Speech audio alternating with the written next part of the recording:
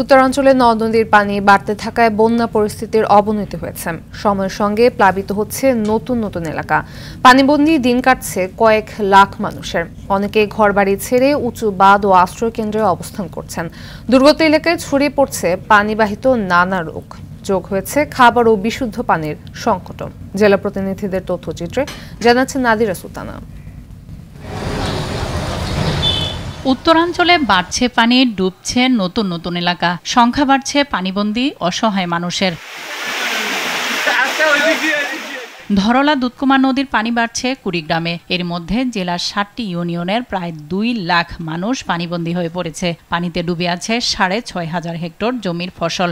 নৌকায় থাকি, নৌকায় রান্না বান্না করে খাই, খুব কষ্টের উপরে জীবনযাপন করতেছি। বাসের উপরে আছি, চোখের উপরে, চোখে খালি ভাসাই সবসময়, সব দিকে অশান্তি। যে হারে পানি বৃদ্ধি পাচ্ছে, এখন পর্যন্ত ৬০টি ওয়ার্ড বন্যায় পানি একদম মানুষের ঘর পর্যন্ত পৌঁছে গেছে। গাইবান্ধার ৪ উপজেলায় ৫০,০০০ মানুষ পানিবন্দী দিন কাটাচ্ছেন। দুর্গত এলাকায় দেখা দিয়েছে বিশুদ্ধ পানি, খাবার সংকট। লালমনিরহাটে তিস্তার কয়েকটি পয়েন্টে ভাঙন শুরু হয়েছে।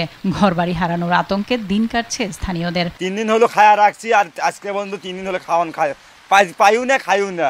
আমরা করে পাই না, খাওয়ার পাই না, জোগাড় পাই না। ছোট ছোট বাচ্চাগুলা খুব অসুবিধায় আছে। সিরাজগঞ্জে বন্যা কবলিত ৫,৫০০ পরিবার। ৫টি উপজেলার প্রায় ৩০,০০০ মানুষ পানিবন্দী আছে টাঙ্গাইলে। জেলায় সড়ক ভেঙে বাঁধ উপচে প্রতিদিনই প্লাবিত হচ্ছে নতুন নতুন এলাকা। রাস্তাঘাটেও প্রচুর পানি, বাজার ঘাটেও যাওয়া যায় না। জামালপুরে পানিবন্দী লাখের বেশি মানুষ। নদ নদীর পাশাপাশি রংপুরে বিলের পানিও বাড়ছে। ফসলি জমিতে পানি ওঠায় নষ্ট হচ্ছে শাকসবজি, বীজতলা, রূপা, আমন ধান।